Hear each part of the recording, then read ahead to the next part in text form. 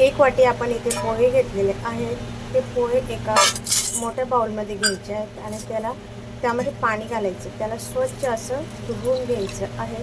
हाताने चोळून घ्यायचं आहे, म्हणजे त्यात जो काही स्टार असेल तो निघून जाईल. 3-4 पाण्याने व्यवस्थित असं धुवून घ्यायचं आहे. हे बघा, धुवून झालेलं आहे. आता आपण याच्यावरती झाकण ठेवून याला बाजूला ठेवून देऊया. आणि त्यासाठीच आपण आता काही जिन्नस घेणार आहोत, ते कापून घेऊया. इथे कांदा, 3-4 हिरव्या मिरची आणि थोडीशी कोथिंबीर घेतलेली आहे. पहिला आपण कांदा कापून घेऊया. हे बघा, हे सर्व कटिंग करून झालेले आहेत आणि ते मी एकाच डिशमध्ये काढले आहे.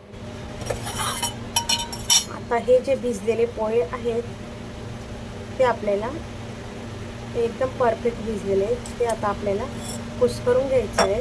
त्याचा गोळा तयार करायचा आहे. हातानेच व्यवस्थित असं कुस्करून घ्यायचं. यापासून आपण बनवणार आहोत, पोह्यापासून एक थालीपीठ बनवणार आहोत.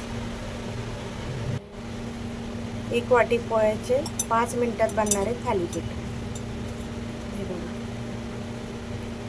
असं मस्त आपल्याला हातानेच एक जीव करून घ्यायचं आहे.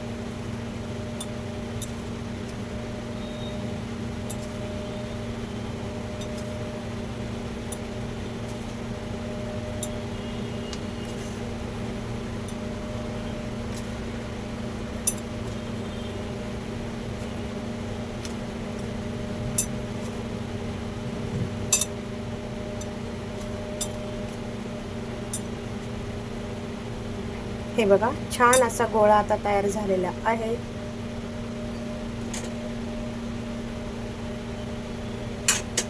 त्याचाच आता आपण घालून घेऊया अर्धी वाटी बेसन पीठ,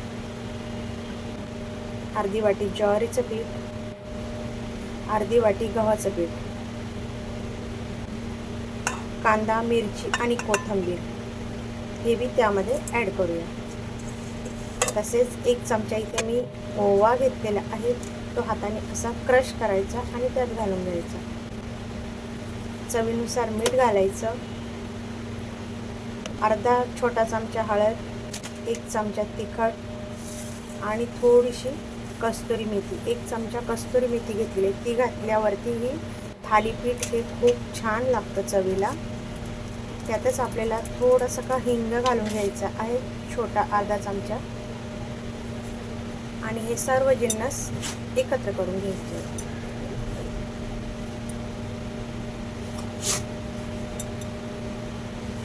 ते छान मिक्स झाले की त्यामध्ये थोडं थोडं पाणी घालून घ्यायचं आहे, जसं लागेल तसं.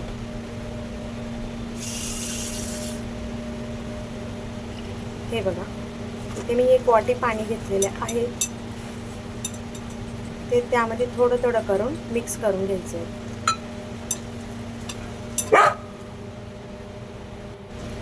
अशा प्रकारे एकदम परफेक्ट असं आपलं मिक्स झालेलं आहे, गोळा तयार झालेला आहे. हा जास्त कडक नाही राहू द्यायचा, थोडा मऊ करायचा, म्हणजे थालीपीठ थापताना टाईम लागणार नाही. डब्यासाठी, लंचसाठी, नाश्त्यासाठी, कशासाठीही ही थालीपीठ देऊ शकतात. त्यावरती अर्धा चमचा तेल घातलेलं आहे आणि ते एकजीव करून घेतले. तसेच इथे आता आपण गोळे तयार करून घेऊया.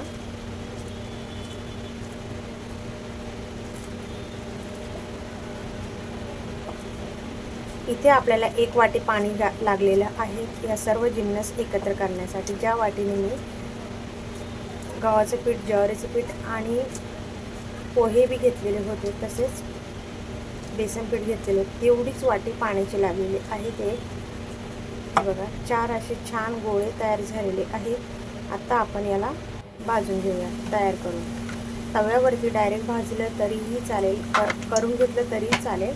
पण मी इथे तवा गरम झाला की त्यामध्ये अर्धा चमचा तेल घातलेलं आहे आणि हातावर करून घेते, म्हणजे हाताला भाजणार नाही म्हणून. किंवा एखाद्या कॉटनच्या कपड्यावरती तुम्ही थापू शकता. तसेच पॉलिथिनची पिशवी असेल त्याच्यावरती थापलं तरीही चालेल. छोटे छोटे करायचे आहेत म्हणून मी हातावरतीच करते.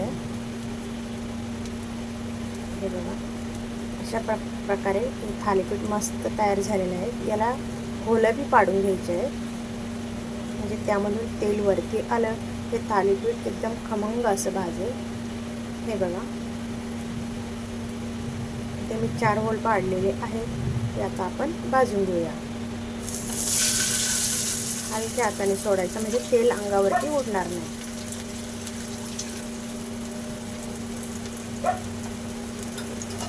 आता यावरतीच आपण झाकण ठेवून घेऊया म्हणजे दोन्ही बाजूनी छान असं भाजेल. आता झाकण काढून बघूया. हे बघा, मस्त असं थालीपीठ एक साईडने भाजलेलं आहे. हे बघा, बघू शकता गोल्डन असा छान कलर आलेला आहे. आता दुसरी बाजूही आपण भाजून घेऊया. हे बघा, दोन्ही साईडने मस्त असं भाजलेले आहे.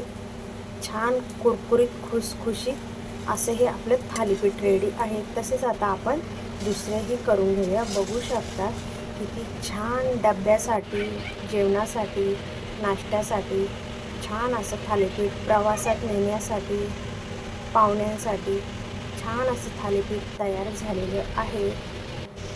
बघू शकता. आणि हो मंडळी, तुम्हाला जर माझा व्हिडिओ आवडला असेल तर लाईक करा, शेअर करा आणि चॅनलला सबस्क्राईब करा.